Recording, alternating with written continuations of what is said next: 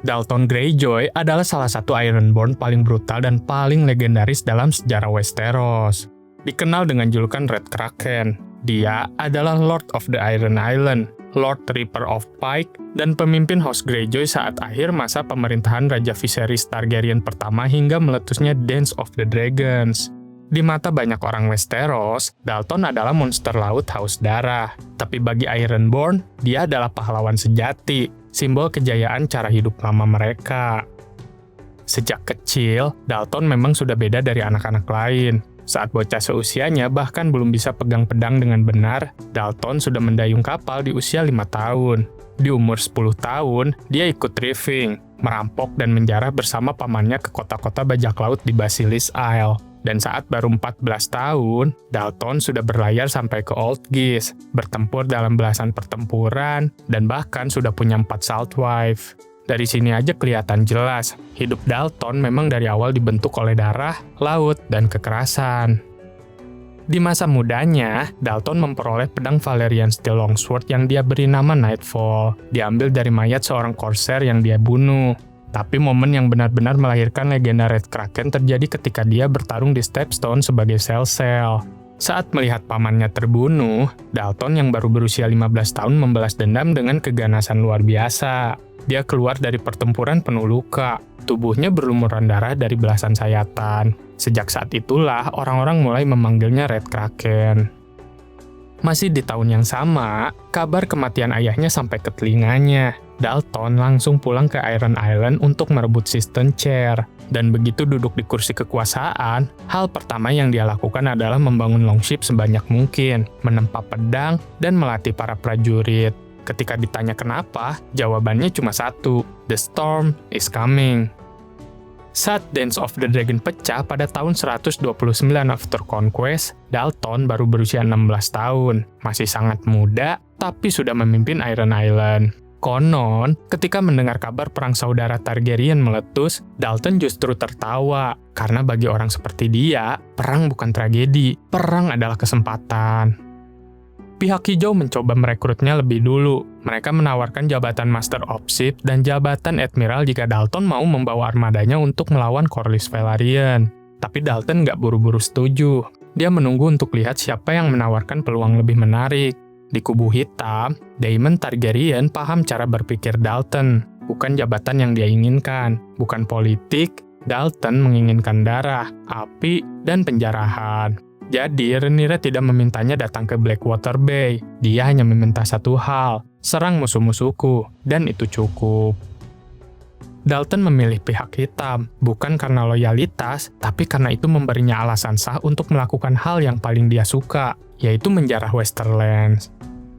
Dengan Lord Jason Lannister sedang berperang jauh di Riverland, Westerland jadi sasaran empuk. Dalton menyerbu dengan brutal. Armada House Lannister dibakar habis, Lannisport dijarah, emas, gandum, barang dagangan, semuanya dibawa pergi.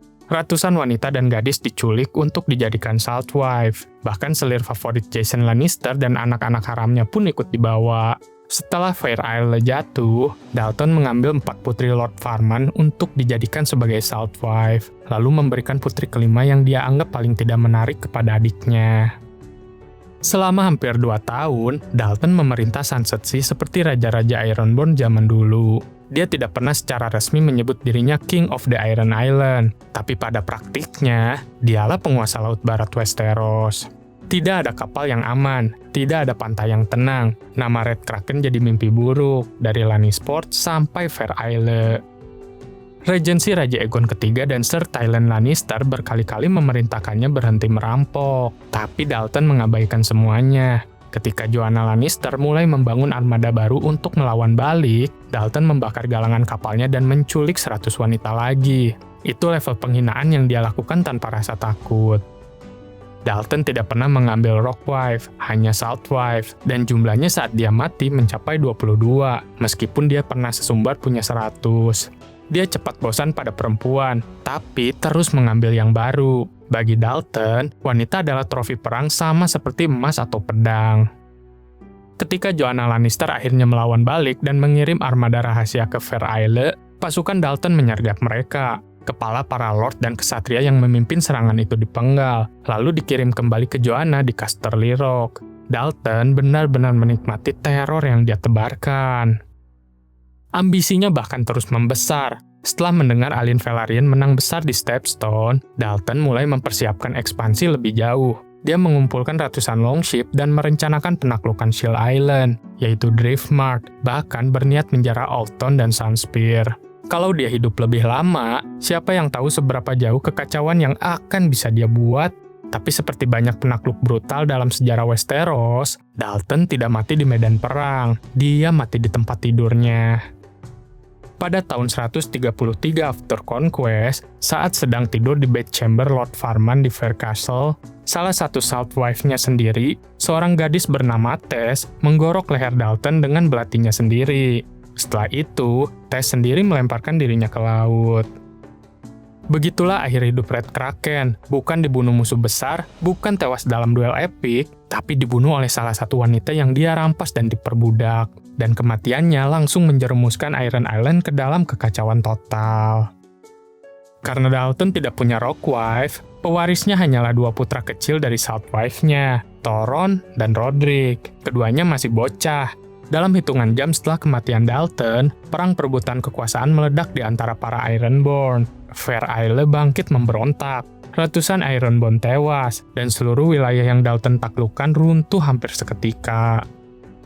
Setahun kemudian, Joanna Lannister membalas dendam penuh. Dia mengirim armada ke Iron Island, membantai banyak keluarga Dalton, termasuk 2 saudara perempuannya dan 9 sepupunya. Putra bungsunya, yaitu Rodrik, dia ditangkap, dikebiri, dan dijadikan full baru di Casterly Rock.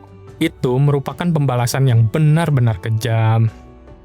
Meski kekuasaannya berakhir cepat, nama Dalton Greyjoy tetap hidup sebagai legenda. Bagi Ironborn, dia dikenang sebagai salah satu river terbesar sepanjang sejarah mereka. Pria yang menghidupkan kembali kejayaan lama Iron Island dan membuat seluruh pantai barat Westeros gemetar ketakutan. Dia mungkin brutal, sadis, dan haus darah, tapi bagi rakyatnya, itulah yang justru membuatnya hebat. Dalton Greyjoy adalah salah satu sosok yang mencintai 3 hal di atas segalanya, laut, pedangnya yaitu Nightfall, dan wanita. Dan dia mengejar ketiganya dengan keganasan yang nyaris tidak manusiawi. Dia hidup seperti badai, dan seperti badai juga, dia datang cepat, menghancurkan segalanya, lalu lenyap meninggalkan kehancuran di belakangnya.